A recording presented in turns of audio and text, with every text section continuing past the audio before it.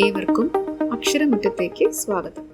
9ാം class അടിസ്ഥാന പാഠാവലി unit 1 നടക്കും തോറും തെളിയും വഴികൾ. ഈ യൂണിറ്റിലെ 2ാമത്തെ അധ്യായമാണ് നമ്മളിന്ന് പഠിക്കാൻ പോകുന്നത്. സ്മാരകം. മലയാളത്തിലെ ഉത്തരാധുനിക കവികളിൽ ഒരാളാണ് വീരാൻകുട്ടി.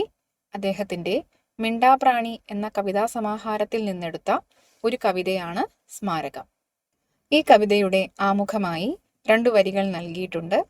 നമുക്ക് ആ വരികളൊന്ന് ശ്രദ്ധിക്കാം. ഇളം കാറ്റിൽ തൂവലുകൾ മണ്ണിലേക്ക്, പറവയുടെ വഴികൾ തെളിയുന്നു. എന്താ ഇതുകൊണ്ട് ഉദ്ദേശിച്ചിരിക്കുന്നത്? പറവ എവിടെ കൂടെയാണ് സഞ്ചരിക്കുന്നത്? മണ്ണിലൂടെയല്ല, പിന്നെ ആകാശത്തു കൂടിയാണ് അല്ലേ? അപ്പോൾ ആകാശത്തു കൂടി സഞ്ചരിക്കുന്ന പറവയുടെ വഴി നമ്മളെങ്ങനെ അറിയും? അതറിയണമെങ്കിൽ അവയുടെ തൂവൽ താഴേക്ക് പൊഴിഞ്ഞു വീഴണം. നിരനിരയായി പൊഴിഞ്ഞു കിടക്കുന്ന തൂവലുകളിൽ കൂടി മാത്രമേ ഒരു പറവയുടെ പാത നമുക്ക് കണ്ടെത്താൻ സാധിക്കുകയുള്ളൂ. കാരണം പറവ നമ്മുടെയൊക്കെ ശിരസിന് മുകളിൽ എത്രയോ ഉയരിക്കൂടിയാണ് പറന്നു പോകുന്നത്. നമുക്കതിനെ നോക്കി നിൽക്കാം എന്നല്ലാതെ അതിൻ്റെ മാർഗം കണ്ടെത്താനുള്ള വഴിയൊന്നും നമ്മുടെ കയ്യിലില്ല. സ്മാരകം എന്ന കവിത ആദ്യമായി ഒന്ന് വായിക്കുകയാണ്. ശ്രദ്ധിക്കുക. അപ്പൂപ്പൻ താടിയുടെ പറക്കത്തെ വിനീതമായ ഒരു ശ്രമമായി കാണണം. ചിറകുകളില്ല, ദേശാന്തരം വിധിച്ചിട്ടില്ല, ആകാശവും സ്വന്തമല്ല. എന്നിട്ടും അത് പറക്കുന്നു, കുഞ്ഞിനെ എന്ന പോലെ വിത്തിനെ മടിയിൽ വെച്ച്. അതു കാണും സ്വപ്നത്തിലെ മരത്തിൻ്റെ തണലിൽ നാളെ ഒരാൾ വന്നിളവേൽക്കും എന്ന കവിത അതിനറിയില്ല. അറിവില്ലായ്മയുടെ ഭാരക്കുറവിൽ അത് പറക്കുന്നു. അതിനെ പക്ഷി എന്ന് വിളിക്കാതിരിക്കാൻ നാം കാണിക്കുന്ന കരുണയിൽ അത് കുറച്ചുകൂടി ദൂരം പോയേക്കും. ധീരമെങ്കിലും എളിയ അതിൻ്റെ ശ്രമം വീണുപോകുന്നിടത്ത് സ്മാരകമായി ഉയർന്നു വന്നേക്കും. ആരുമറിയാതെ നാളെ ഒരു മരം. മിണ്ടാപ്രാണി, വീരാൻകുട്ടി. നമുക്ക് കവിതയുടെ വിശകലനത്തിലേക്ക് കടക്കാം. നോക്കൂ, എന്താണ് ഇവിടെ പറഞ്ഞിരിക്കുന്നത്, അല്ലെങ്കിൽ എന്താണ് ഈ കവിതയുടെ പ്രമേയം എന്ന് ആദ്യം ഒന്ന് പറയാം. ഇത് ഒരു അപ്പൂപ്പൻ താടിയെ കുറിച്ചുള്ള അല്ലെങ്കിൽ അതിൻ്റെ ജീവിതത്തെക്കുറിച്ചുള്ള ഒരു കവിതയാണ്. അപ്പൂപ്പൻ താടി എന്ന് പറഞ്ഞാൽ എത്ര നിസ്സാരമായിട്ടുള്ള ഒരു വസ്തുവാണ് എന്നുള്ള കാര്യം നമുക്കറിയാം. അതിനെ കാണാൻ തന്നെ വളരെ കുഞ്ഞനായിട്ടുള്ള ഒരു വസ്തുവാണ്. പറന്നാണ് നടക്കുന്നത്. കാറ്റിൻ്റെ ദിശയ്ക്കനുസരിച്ച് അതിങ്ങനെ പറന്നു പോയിക്കൊണ്ടേയിരിക്കുന്നു. നമ്മളൊക്കെ അതിനെ കൈകളിലെടുത്ത് ഊതിപ്പറത്തിയൊക്കെ കളിക്കാറും ഉണ്ട്. അത്രമാത്രം നിസ്സാരനും ദുർബലനുമാണ് നമ്മുടെ അപ്പൂപ്പൻ താടി എന്ന് പറയുന്നത്. ആ അപ്പൂപ്പൻ താടിക്കും ഒരു ജീവിതമുണ്ട്. ആ ജീവിതം എങ്ങനെയാണ് എന്ന് കവി നമുക്ക് പറഞ്ഞു തരികയാണ്. നമ്മുടെ കണ്ണിൽ അപ്പൂപ്പൻ താടി ഇത്തിരി കുഞ്ഞനും ദുർബലനും ഒക്കെയാണ്. പക്ഷേ ആ ദുർബലനായ അപ്പൂപ്പൻ താടി അതിൻ്റെ ജീവിതം കൊണ്ട് ചെയ്യുന്ന മഹത്തായ പ്രവൃത്തിയെ നമുക്ക് ബോധ്യപ്പെടുത്തി തരികയാണ് വീരാൻകുട്ടി ചെയ്യേണ്ടത്. അണ്ണാറക്കണ്ണനും തന്നാലായത് എന്ന ചൊല്ലിനെ അന്വർത്ഥമാക്കുന്ന ഒരു ജീവിതമാണ് അപ്പൂപ്പൻ താടിയുടേത്. കവിതയുടെ വിശകലനത്തിലേക്ക് പോകാം. അപ്പൂപ്പൻ താടിയുടെ പറക്കത്തെ വിനീതമായ ഒരു ശ്രമമായി കാണണം. എന്തുകൊണ്ടാണ് അപ്പൂപ്പൻ താടിയുടെ പറക്കത്തെ വിനീതമായ ശ്രമമായി കാണണം എന്ന് പറയുന്നത്? അപ്പൂപ്പൻ താടിക്ക് ചിറകുകളില്ല, എന്നിട്ടും അത് പറക്കാൻ വേണ്ടി ശ്രമിക്കുകയാണ്. തന്നെ കൊണ്ട് ആവുന്ന പോലെ, തന്നെ കൊണ്ട് കഴിയുന്നിടത്തോളം ദൂരം കാറ്റിൻ്റെ സഹായം കൊണ്ട് പറന്നു ചെല്ലാമെന്ന് അപ്പൂപ്പൻ താടി വിചാരിക്കുന്നു. അതുകൊണ്ട് തന്നെ അതൊരു എളിയ ശ്രമമാണ്. ചിറകുകളില്ല, ദേശാന്തരം വിധിച്ചിട്ടില്ല. അപ്പൂപ്പൻ താടിക്ക് സ്വന്തമായിട്ട് എന്തില്ല? ചിറകുകളില്ല, ദേശാന്തരം വിധിച്ചിട്ടില്ല. എന്താണ് ദേശാന്തരം? ഒരു ദേശത്ത് നിന്ന് മറ്റൊരു ദേശത്തേക്ക് പോകാനുള്ള യോഗം അല്ലെങ്കിൽ അതിനുള്ള കഴിവ് ആ പാവത്തിന് ഇല്ല. ആകാശവും സ്വന്തമല്ല. ആകാശം ആരുടേതാണ്?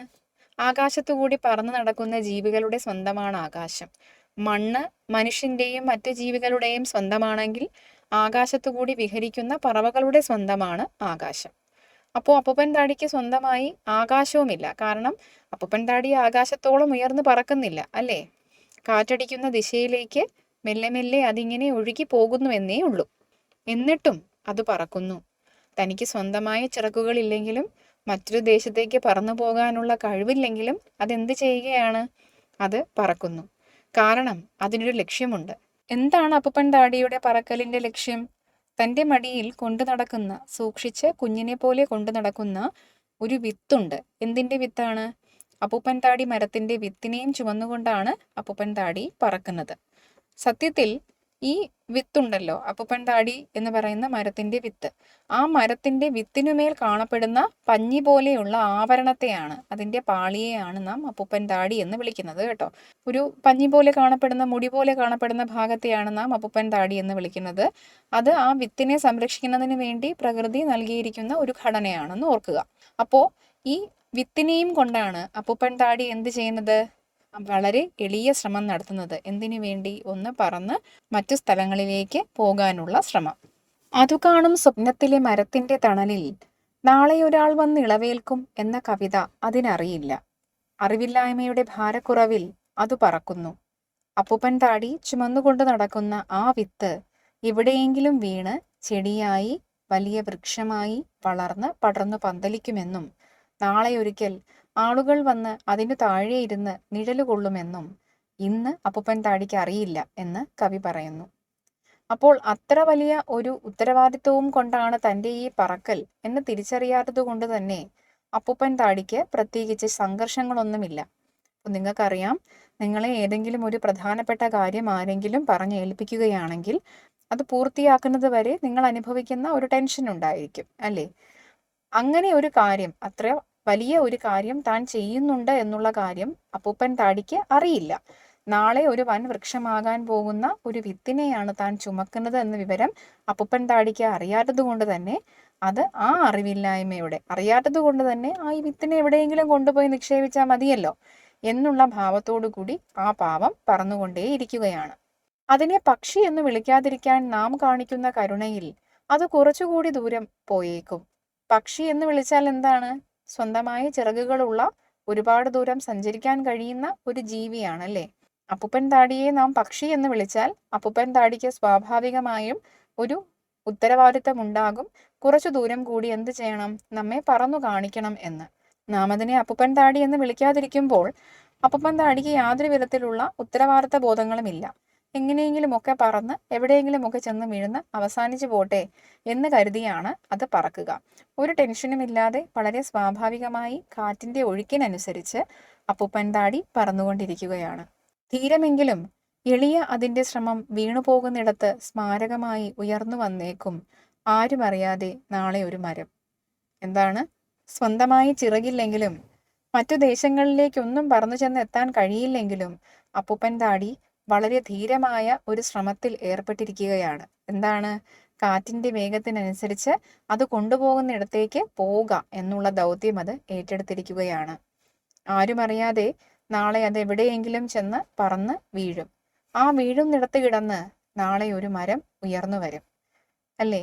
ചെടിയായി, ചെടി വളർന്നു വലുതായി ഒരു മരമായി തീർന്ന് പടർന്നു പന്തലിച്ച് ഒരുപാട് ജീവജാലങ്ങൾക്ക് അഭയവും മനുഷ്യർക്കും മറ്റു ജീവജാലങ്ങൾക്കുമൊക്കെ തണലും നൽകുന്ന ഒരു വൃക്ഷമായി ആ വിത്ത് പടർന്നു പന്തലിക്കും. ആ വിത്ത് എന്തിന്റെ സ്മാരകമാകുന്നു? ഒരിക്കൽ തന്നെ കാറ്റിന്റെ വേഗത്തിനനുസരിച്ച് പറന്ന് കൊണ്ടുവന്ന് മണ്ണിൽ നിക്ഷേപിച്ച് മുളയ്ക്കാൻ സഹായിച്ച ആ അപ്പൂപ്പൻ താടിയുടെ പരിശ്രമത്തിന്റെ, അപ്പൂപ്പൻ താടി ചെയ്ത ത്യാഗത്തിന്റെ സ്മാരകമായി, ഓർമ്മയായിട്ടാണ് ആ മരം വളർന്നു വരിക.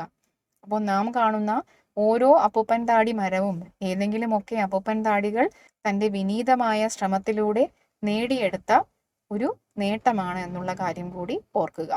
നമുക്ക് ഈ കവിതയെ അണ്ണാറക്കണ്ണനും തന്നാലായത് എന്ന ചൊല്ലുമായി ബന്ധപ്പെടുത്തി വ്യാഖ്യാനിക്കാവുന്നതാണ്. എത്ര നിസ്സാരനാണ് അപ്പൂപ്പൻ താടി! സ്വന്തമായി ചിറകുകളില്ല, സഞ്ചരിക്കാനുള്ള കഴിവില്ല, എങ്കിലും അനുകൂലമായ സാഹചര്യങ്ങളെ ഉപയോഗപ്പെടുത്തിക്കൊണ്ട് തന്നാലാവുന്നത് നാളത്തെ തലമുറയ്ക്ക് വേണ്ടി ചെയ്യുകയാണ് അപ്പൂപ്പൻ താടിയുടെ കർത്തവ്യം. താൻ ഏതു മരത്തിൽ നിന്നാണോ അടർന്നു പോകുന്നത് ആ മരത്തിന്റെ അടുത്ത തലമുറ സൃഷ്ടിക്കുന്നതിനായി അപ്പൂപ്പൻ താടി തന്നെ കൊണ്ട് ആവുന്നത് പോലെ പരിശ്രമിക്കുന്നു. മിണ്ടാപ്രാണി വീരാൻകുട്ടി. ഈ പാഠഭാഗത്തിന്റെ പാഠഭാഗ പ്രവർത്തനങ്ങളുടെ ഉത്തരമാതൃകകളാണ് ഇനി വരുന്നത്. ആ ഉത്തരമാതൃകകൾ കൃത്യമായി പുസ്തകത്തിലേക്ക് പകർത്തി എഴുതാനും പഠിക്കാനും ശ്രദ്ധിക്കുക. ഉത്തരമാതൃകകളെ മുൻനിർത്തി നിങ്ങളുടേതായ ഉത്തരങ്ങൾ രൂപീകരിക്കാനും ഒത്തുനോക്കി തെറ്റുകൾ തിരുത്താനും ശ്രമിക്കുക. ഏതെങ്കിലും തരത്തിലുള്ള സംശയങ്ങളോ നിർദ്ദേശങ്ങളോ ഉണ്ടെങ്കിൽ അവ കമൻറ്റുകളായി രേഖപ്പെടുത്തുക. നന്ദി, നമസ്കാരം.